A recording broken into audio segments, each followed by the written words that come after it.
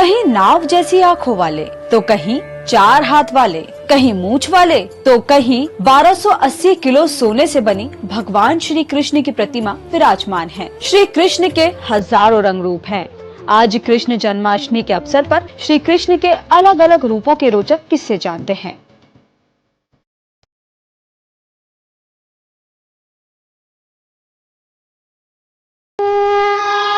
उत्तर प्रदेश के वृंदावन में श्री कृष्ण के कई मंदिर हैं, लेकिन यहाँ के बांके बिहारी मंदिर की अलग ही प्रसिद्धि है। यहाँ कृष्ण जी की प्रतिमा काले रंग की है और त्रिभंग स्वरूप में है, यानी उनका सिर, कमर और पैर मुड़े हुए हैं। यहाँ हर साल सिर्फ अक्षय तृतीया पर बांके बिहारी के चरणों के दर्शन होते हैं और बांके बिहारी के हाथ में बांसुरी सिर्फ शरद पूर्णिमा पर पकड़ाई जाती है। इस खास प्रतिमा का जिक्र 15वीं शताब्दी के प्रसिद्ध कवि स्वामी हरिदास ने किया था। ये प्रतिमा निधिवन में थी। 1864 में हरिदास के शिष्य जगन्नाथ दास ने बांके बिहारी मंदिर बनवाया और श्री कृष्ण की प्रतिमा वहाँ रखी।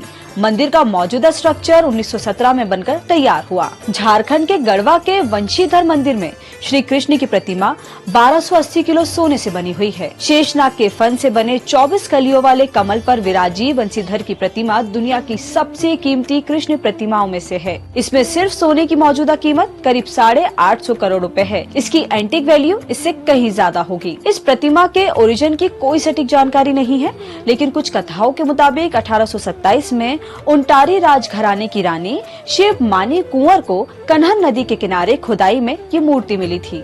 वहीं कर्नाटक के उडुपी में श्री कृष्ण मंदिर में भगवान के बाल रूप में दर्शन होते हैं। यहाँ कृष्ण सावले रंग के हैं और उनके साथ गौमाता सुनहरी है। इस फेमस मंदिर को दक्षिण का मथुरा भी कहा जाता है। मंदिर में 9 छेद वाली खिड़की से भगवान के दर्शन किए जाते हैं। 16वीं शताब्दी में भक्त कनकदास को छोटी जाति का होने की वजह से मंदिर में घुसने नहीं दिया गया था। मान्यता है कि श्री कृष्ण ने मंदिर की पिछली दीवार पर एक छेद बनाया और उस दिशा में खुद का चेहरा रखा, जहां से कनकदास उन्हें देख सके। राजस्थान के नाथ द्वारा में भगवान कृष्ण श्रीनाथ के नाम से बुलाए जाते हैं।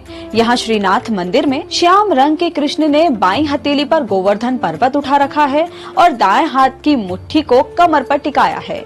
उनकी आंखें बड़ी और नाव की तरह है। उनकी दाढ़ी पर एक हीरा भी लगा हुआ है। यहाँ 7 साल के बालक के रूप में श्रीनाथ जी विराजमान है। इस जगह को भगवान का घर माना जाता है। इस वजह से इसे मंदिर नहीं हवेली कहते हैं। यहाँ अन्य मंदिरों की जैसा शिखर भी नहीं है। मेवाड़ के महाराजा राज सिंह ने 1672 ईस्वी में सिहत गांव में मंदिर बनवाया और वहां श्रीनाथ जी की प्रतिमा स्थापित की गई। ओडिशा में श्री कृष्ण जगन्नाथ रूप में पूजे जाते हैं। यहाँ जगन्नाथपुरी में श्री कृष्ण के साथ बलभद्र और देवी सुभद्रा भी मंदिर में विराजित है। यहाँ तीनों की प्रतिमाएं लकड़ी की बनी है जो अधूरी है।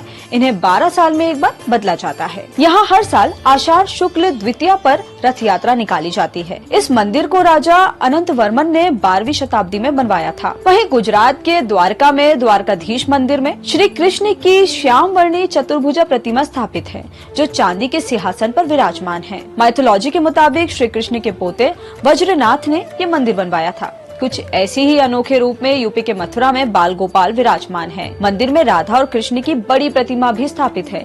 यहाँ श्री कृष्ण श्वेत रंग में दिखाई देते हैं। हाथों में बांसुरी है। मान्यता है कि यहाँ भगवान विष्णु ने श्री कृष्ण के रूप में 8वां अवतार लिया था, इसलिए जन्माष्टमी पर यहाँ सबसे बड़ा उत्सव मनाया जाता है। इस मंदिर को रामकृष्ण डालमिया ने बनवाया था, जिसका उद्घाटन सितम्बर 1958 में हुआ था। राजस्थान के चित्तौड़गढ़ में श्री कृष्ण सांवरिया सेठ के रूप में पूजे जाते हैं। यहाँ भगवान की प्रतिमा सावले रंग की है।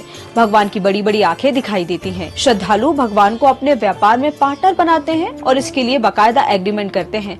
भक्त अपने एग्रीमेंट की चिट्ठियां भगवान के दान पात्र में डाल देते हैं। कुछ ऐसे ही बंगाल में कृष्ण को केष्टो, आसाम में माधव, केरल में गुरुवायूर, महाराष्ट्र में विट्ठल, आंध्र प्रदेश में गोपाल के रूप में पूजा जाता है। इन सभी धार्मिक स्थलों की अपनी अपनी मान्यताएं और आस्थाएं हैं।